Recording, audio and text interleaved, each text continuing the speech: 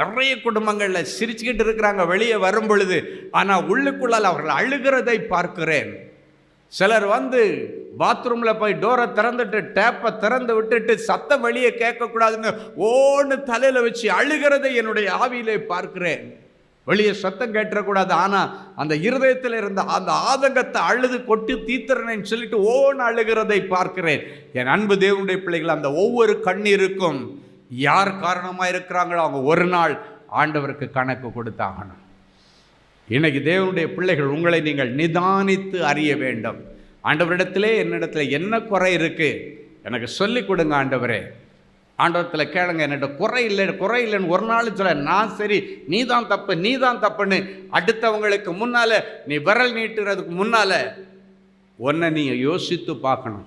நீ எந்த விதத்தில் அவங்களுக்கு தவறாக இருக்கிறாய், எந்த விதத்தில் அவங்களுக்கு பாவம் செய்கிறதற்கு நீ காரணமாக இருக்கிறாய்.